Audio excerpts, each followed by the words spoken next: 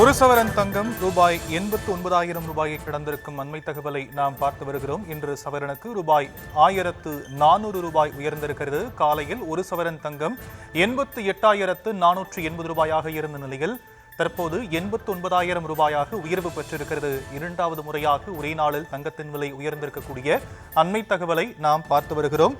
ஒரு சவரன் தங்கம் விலை ரூபாய் 89,000 உயர்ந்திருக்கிறது.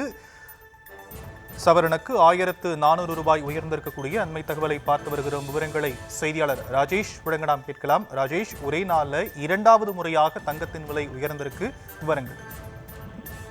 ஷாம், வணக்கம். தங்கத்தினுடைய விலை என்பது தற்போது நடுத்தர மக்கள் மட்டும் இல்லாமல் பெரும்பான்மை மக்களும் வருத்தப்படக்கூடிய அளவுக்கு தொடர்ந்து உயர்ந்து கொண்டே இருக்கிறது.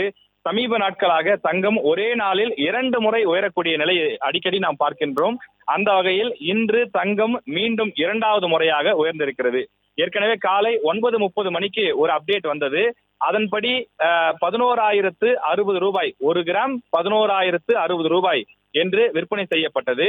மாலை 3:30 4 மணி வரை அதுதான் அப்டேட்டாக இருந்தது. சற்று நேரத்திற்கு முன்னதாக மற்றொரு அப்டேட் வந்திருக்கிறது. அதில் 65 ரூபாய் கூடுதலாக உயர்ந்திருக்கிறது.